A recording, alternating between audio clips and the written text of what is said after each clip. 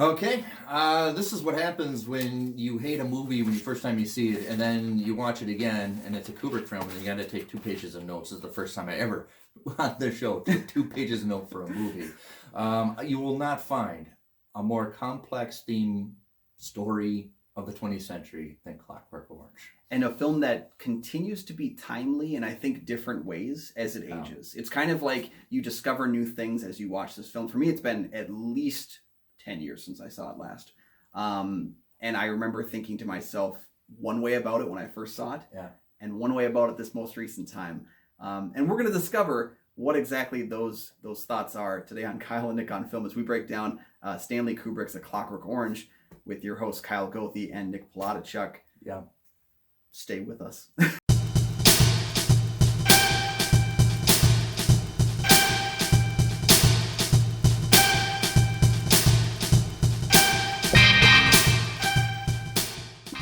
I'm Nick from the St. Paul Filmcast, and with me is Kyle Goethe from Go Film Reviews. Today they were talking about one of Kubrick's masterpieces, or one that he was kind of hesitant to do. He discovered somebody on the set of Dr. Strangelove had a copy of the book, and he was kind of intrigued by it, and he kind of let it marinate on it. Then eventually he wanted to do it and take it on his own. And from Dr. Strangelove all the way up to Clockwork Orange, Stanley Kubrick was totally immersed into the world.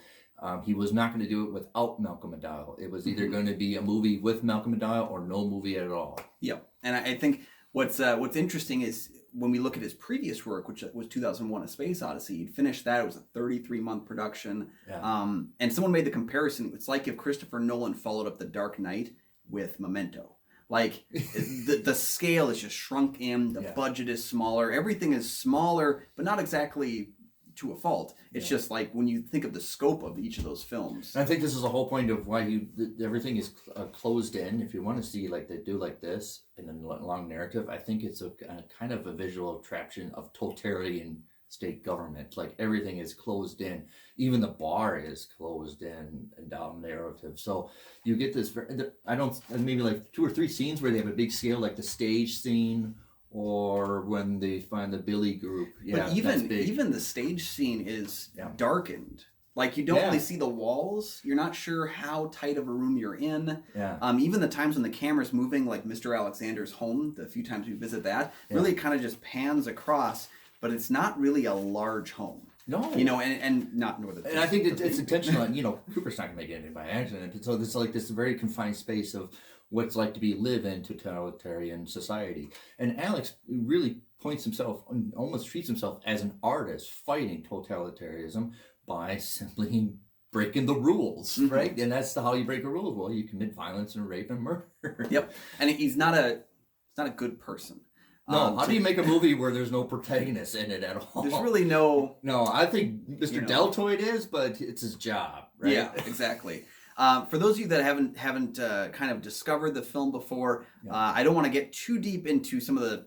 I think it's better to go into the film a little bit more loose as to where it kind of goes, but... Don't go in blindly, though. Yeah, not I went in blindly and I hated it. Now that I watch it 3 times, I think it's one of the best films ever made. That's fair. So it follows Alex and his fellow Droobs, a kind of group of gangs. It's the Warriors kind of gangs. They dress goofy. They commit crimes. Crime is really their art in a lot of ways. Yeah. I mean, that's why Alex associates music and the most beautiful artistry that he can ever have with his violence, with his evil acts.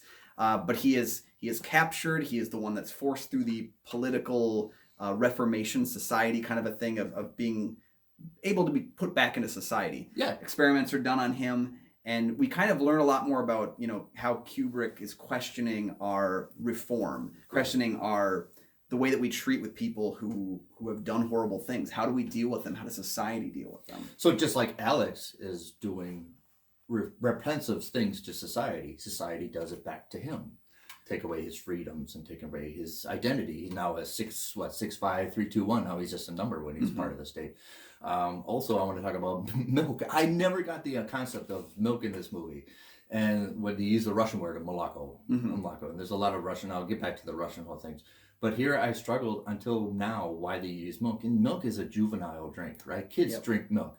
But also, where does milk come from? Is female breasts. So you have this in the beginning. They're drinking milk as women are statues projecting their chest. Mm-hmm. In fact, when he becomes through the experiment, you notice that the first thing of the trials that the guy does a violence with him and he's repentant about it, but then he gets another testament of a naked woman. The first thing he tries to do is touch her breasts, and he's so repentant about it. It's the repulsive of where milk comes from, right? Yep. It's also a testament of his misogyny and mom. He has this conflict of being moms, women can be mothers, but they also could be a sex object. And he's constantly fighting that all the time. I never discovered that until I watched it a third time. Yeah, I think when you compare it to the film we talked about last week, Climax, one thing that I really liked about this film is that they say a lot of the similar things about, who we are as people. When you break us down to our common core, it's not a pretty sight. But what I really liked about it was how they utilize things like, kind of the misogyny and just the way that Alex views women in general. He's not there's no female characters in the film that he treats with the utmost respect until there's like a motherly figure, like the woman in the bar who sings that song, and he actually appreciates her. He doesn't want to do anything violent to her. He actually that's a motherly object to him. And then when his mother rejects him, it's far more repulsive. Yeah, and I like that we kind of it feels like a very perfect 3-act structure for the pre-incarceration, incarceration, and post-incarceration. And watching that first and third act really play off each other is very interesting. And again, I think it asks the question: this guy goes to prison, he pays his time according to our society's rules, and he gets out, but it's almost as if everyone forgets that he has done this, that he's gone through these trials to do this, because he comes across a person that he wronged, a homeless man who he beat up, and then he's beaten by all the homeless men. And it's almost that question of, we view criminals after they get out as still criminals, even though they've paid according to our society's rules. The other thing I want to talk about is the introduction of Russian. Here, the story is based on Anthony Burgess's novel. Here he is trying to blend in the what he called was the difficulties of society, which is you have the United States and Russia battling together. Well, he's trying to blend all of them into one really narrative of both are equally rotten in point of view of capitalism and communism being rotten. And this is why you have the blend of Russian words into their dialect of Cockney rhythm. So, and if you read the book, it is taxing because it's a blend of Russian root words used in slang for their dialogue. So like Vidi is sea, Gulliver is head, Bari place is a jail, they won't say milk, they'll say Malako. And Drugs, my Drugs is a Russian word for drugi, which is friends. So if you have to do a little bit of research to get all the slang, and even though it's a novella, it is kind of taxing to read it. But once you get your bearings reading it, it really flows. I think what I like about Kubrick is that if he's trying to show you satire and he's trying to kind of place a lens on society, he'll do it in a way like this, where he doesn't give you our society. He gives you maybe a slightly futuristic version of society. He gives you things that don't really look the way they would in our world, so that way you can view the film and not really be thinking about it in the moment, but it stays with you. It's something where you apply this futuristic weird world where things have not gone that much farther forward. And really kind of, it keeps it in here as you're chewing through the movie. So I like the satire that his probation officer says, Mr. Deltoid, which is your deltoid, your shoulder, and where you carry most of your burden is on your shoulder. And so it's almost an aggravation. But this is a play on Kubrick. There's a scene where it's almost funny, but he drinks the water from the dentures, Mr. Deltoid, after interrogating Alex. Well, that water came from his house. He spits it back at him when he finds out he's a murderer. I never caught that initially, that what he consumed, eventually he regurgitates back to Alex as a repugnant. And you get that a lot of play, like Alex uses Singing in the Rain, which is a very euphoric song for people that experience joy. And he turns it into singing it during a violent act that he's opposing. Because he's not seeing it that way. He's not seeing it as violence. He's seeing it as like, this is my joy and my art and I'm creating here, you know? And in retaliation, the state uses Ludwig as repulsive to him, and it flips it back to him that now he views what he regarded his greatest art as Ludwig van. Now he can't stand it anymore. So it's almost like the using this, I'm the defiant, but it's going to flip it on it. Also, Alex considers himself very Christ-like. Yeah, what I really like is even though he loves the Old Testament, doesn't care about, but he considers himself Christ-like. He doesn't like the later on stuff. He's just a lot of talking and being nice. Yeah. What I like that they have that sequence where he's reading the Bible and we're like, wow, he's reforming. He's he's kind of taking on this new light. He may be born again, and then we see in his mind's eye, he's not Jesus on the cross. He's the man. He's the prosecutor, Jesus. right? That's the one he goes with. It's like that. I think in Family Guy, Stewie has the same kind of thing where he connects with the Old Testament because everything's really fire and brimstone and beating and horrible violence. It says a lot about the character. I think Alex Burgess, he put that in the book too, is this kind of this complexity of a lot of states think that Christianity, they're very Christian, but when things go awry, they always go back to the Old Testament. That's what the violence begot violence, and that's what he really gravitated to. The funny thing is, Malcolm McDowell eventually will do Caligula.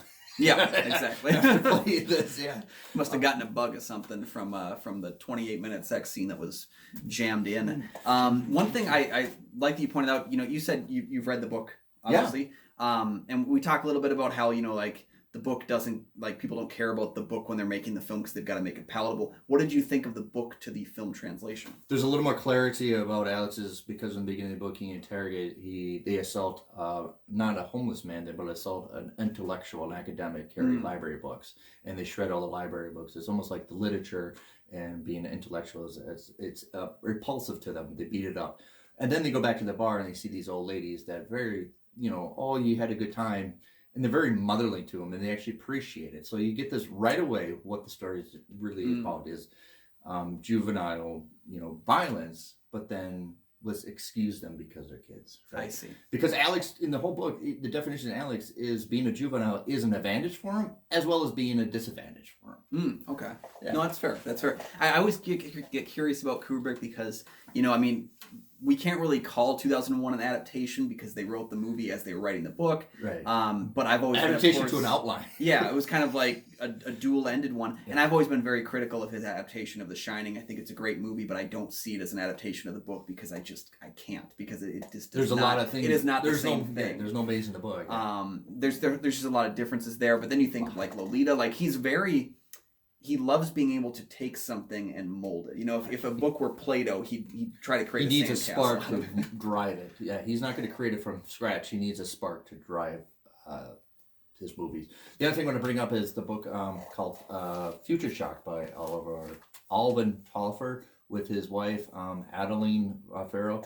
Future Shock was a book published in 1970 where people, the thesis that too much change in society is going to cause great consequences to too fast, too much change in a short time. Yes.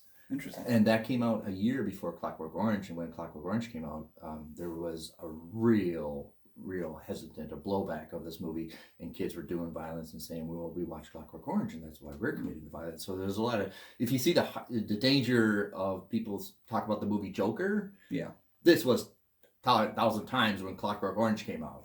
Yeah, it's another movie where everyone it critiques our violent ways. It critiques the way that we deal with our criminals, and how we change people's minds. And everyone always, when it critiques that way, people see it as embracing that. Yeah. And I think that was the same thing with the Joker, where it was not saying it's okay that the Joker does these things. Yes, it's showing you what caused them. Yeah. And it's allowing you to think on what you do. It's the same criticism. People you're trying to present empathy for this character where you should be repulsed by it. And just much like the Joker sees himself as an artist fighting the totalitarianism. Say with Alex, in fact, Heath Ledger, when he did the Joker, said it was an offspring of Alex from this movie. There's that Joker backstory. Right. There's very similar polar. Yeah. So I just want to emphasize why I cite this book, Future Shock, is when Clockwork Orange came out at the time, even though the book was published in 1960, during the early 70s, there was a high fear anxiety of the future. And that book came out a year before Clockwork Orange, and Clockwork Orange didn't necessarily spark the fear of the future. It basically had a massive amount of material to do it. Yeah, that's true. It gave us a lot to play with, I guess. The last thing I want to talk about really is the interesting question that I didn't take to in the first viewing as much, but that was the loss of free will. Does that make us does that allow us to make the right choice? Like this Ludovico experiment that he goes through to strip himself of his evil ways. This is the core of the whole thing. What I loved about it was how it asks us, like, even the priest gets up and he says, well, he doesn't have a choice anymore. So he's not really a good person. He just doesn't want to be bad because it makes him sick. You know? Physically sick, I love when Kubrick is able to do that stuff. And I think it's more that, he doesn't say anything. He asks. Yeah. He makes less statements than he makes questions in his work, and I really do appreciate that about him. My favorite scene in the whole movie is still when he asks to his admittance into prison. That whole play of the authoritarian, and then he still tries to rebel, like, please do it nicely, and he's still kind of smirking. Yep. And then the insult to him was imitation red wallet. You don't have to say imitation red, but it's imitation red is because everything in the movie is authentically red. His blood and everything is.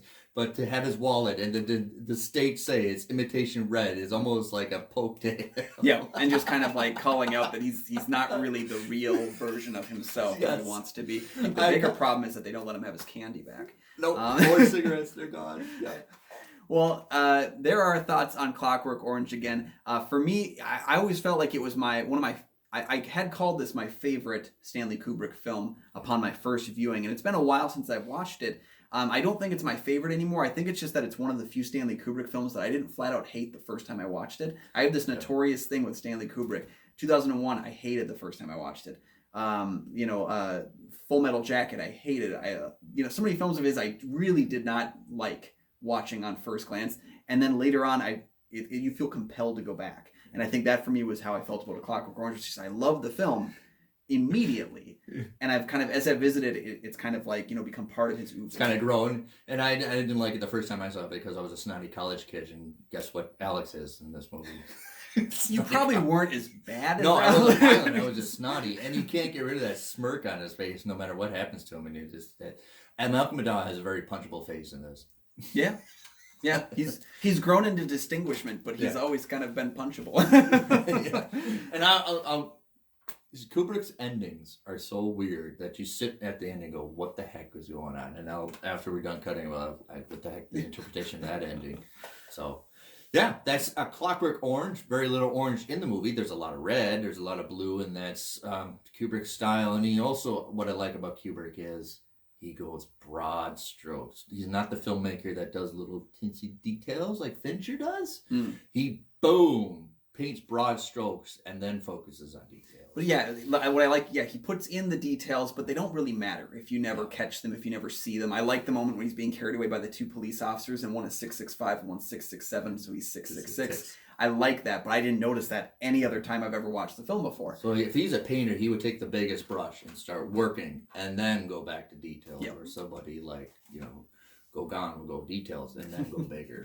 Exactly. So we want to know what your thoughts on A Clockwork Orange are. I think the film is more timely than ever. I mean, it continues to find new ways to pervade into the conversation of what's going on in the world.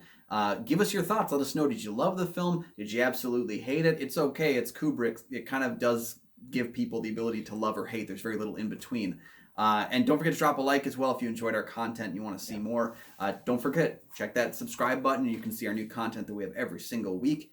We got a Patreon too. Patreon.com/Kyle Nick on Film. You can find all the many tiers right there where you can help kind of pick the films that we like to talk about, because we really could talk about any film at any time for any extended amount. So help us out with that. I'm Kyle from the GoatFromMovies.com, and with me is Nick. I'm Nick from the St. Paul Filmcast, where you can find on iTunes, Stitcher, and Google Play, where I interview local independent filmmakers. Thank you guys so much. Grab a glass of milk, check out A Clockwork Orange, and we'll see you next week.